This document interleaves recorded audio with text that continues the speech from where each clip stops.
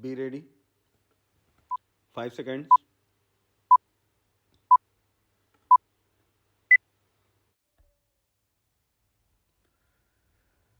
Start. If you scan the history of the railways in this country, you will see that it was the presidency towns Bombay, Madras, and Calcutta that determined the pattern of our railways as well as of our industrial and economic growth. The British, when they landed in this country, established trading centers called forts. In Madras, it was Fort St. George. In Calcutta, it was Fort St. Williams, and in Bombay, it was merely a fort, and there was one in Surat also. It is these trading establishments which determined the pattern of government, the pattern of administration, and every other pattern under the British regime. They constructed the railways, they established the industries, they located their armies with reference to these three presidency towns. This idea of the presidency towns determining the pattern of our social structure, industrial advancement, and the system of our railways still persists. That is the mental lag that is hampering the vision of the planning commission, the railway board, and the railway ministry. Sir, once I happened to travel from London to Rome by train. Another time I had to travel from Moscow to Leningrad by train. Nowhere did I find on the continent of the Europe lines of varying breadth. It is all a uniform gauge. So is it in Russia? It may be 6 feet. There in America, in every industrially advanced country, you find that the gauge is uniform. This very country which ruled us, namely the United Kingdom, had inside its border a uniform gauge, but they inflicted three systems of gauge on India. They thought that would perpetuate what is called their domination, or in the negative sense that it would impede the industrial and economic growth of India.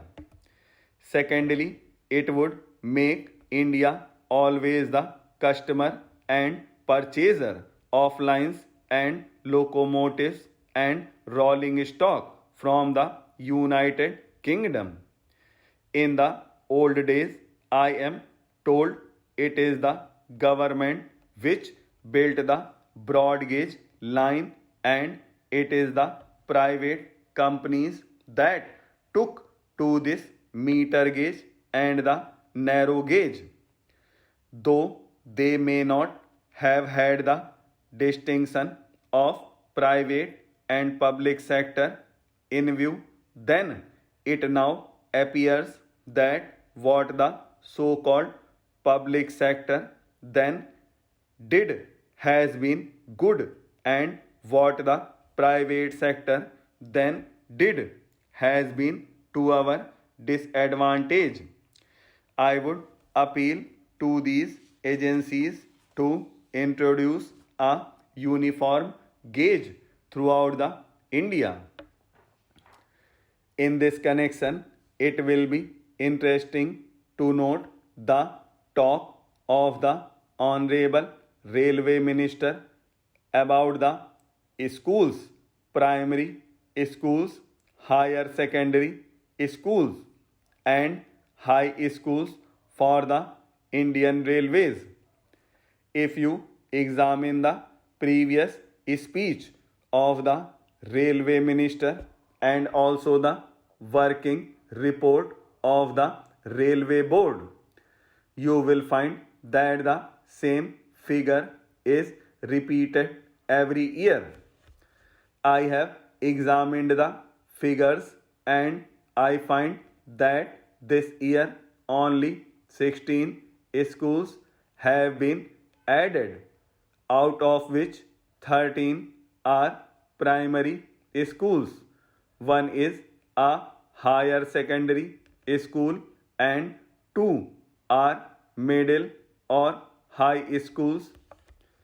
Instead of saying that they have been able only to provide 13 primary schools or one or two more high schools or higher secondary schools, the same figures are repeated in the speech. Although the railway board has all along been saying that education is the responsibility of the state and therefore the railway board does not own this responsibility, I would like to remind the railway minister about the agreement reached between the National Federation of Railwaymen and the Railway Board in the year 1955, according to which the Railway Board undertook to provide primary schools for the education of the children of railway employees. Sir, as I told you earlier, I had to say many things on the floor of this house, but I will conclude with only one or two more observations. I will first deal with the labor relations on the Indian Railways. I slightly differ from my honorable friend when he quoted me as saying that the permanent negotiating machinery has completely failed. It is a fact that this machinery is not functioning satisfactorily. At certain places, it has failed. There is no doubt about it. But I would say in this house most frankly that at the board's level, this machinery has been working successfully. But this is not the position so far as the zonal railways are concerned.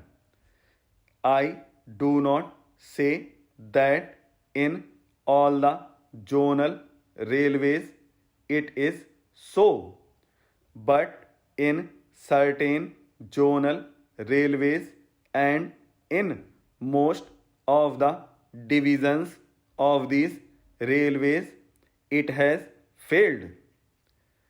I was expecting that the railway minister would examine the working of this machinery in all the railways. What is the greatest defect in this machinery?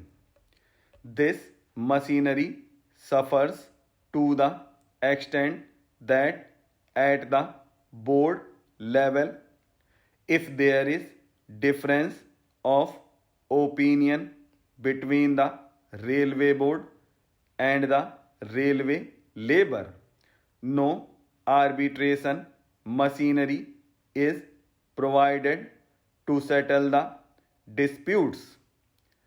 The provision in this machinery is that as and when an occasion arises, an ad hoc tribunal would be set up by government